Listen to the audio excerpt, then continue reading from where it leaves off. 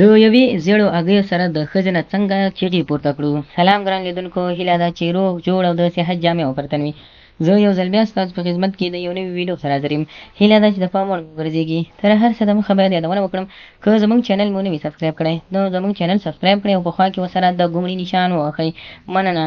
هغه خلک چې کولی شي د سیکس څخه ډېره زیاته ګټه واخلي او ډېر زیات خوند واخلي، نو کولی شي د دغې زیړ هګۍ سره تاسو کولی شئ خپل جنسي خواهشات زیات کړئ.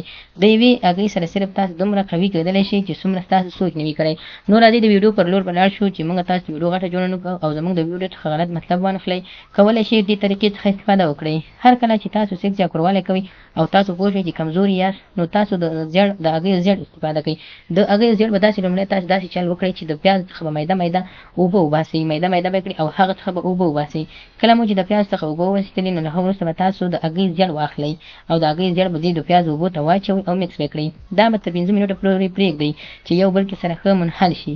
کله چې ښه منحل شول، نو له هغه وروسته به تاسو یو ګیلاس شوده هم ور واچوئ، ځکه شوده د انسان هغه کوم بدن کې چې کوم کلسیم کم وي، نو شوده یې پوره کولی شي، او هغه کوم خواهشات چې د انسان بدن کې وي، نو هګۍ او پیاز یې رازیاتولی شي، او په خواهشاتو کې یې ضرورت حتمن د دوی رفع کېږي.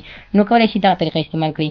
تاسو به هګۍ او د پیازو اوبه چې کله ګډ کړئ او هغه نه وروسته تاسو شوده ور واچوئ، نو تاسو کولی شئ د سیکس یا کوروالي څخه نیم ساعت یا لس یا نیم ساعت وروسته تاسو کولی شئ چې یا مخکې ترې وڅکئ، یعنې مطلب دا چې مخکې ترې وڅکئ د سیکس یا کوروالي څخه. له هغه وروسته تاسو کولی شئ چې 3 خرما هم وخورئ، 3 یا 4 خرما هم وخورئ، او هغه تاسو بدن کې مو چې کوم انرژي وي هغه دا پوره کولی شي. یعنې که تاسو چېرته په شپه کې یو ځل سیکس کوئ، نو چېرته مو خرما وخوړه، نو د شپې به 2 ځله سیکس وکړئ. دغه طریقه اوس په ډېر په سویډن کې استعمالیږي، ځکه دا د جنسي پوهانو له مخې اوس دا یوه نوې طریقه راوتې چې کولی شي د دې سره تاسو خپل جنسي خواهشات پوره کړئ. نو خدای دې وکړي ملګرو زموږ ویډیو څخه غلط مطلب نه وي اخیستی، زموږ ویډیو لایک کړئ، شیر کړئ او زموږ چینل هم سبسکرایب کړئ. مننه.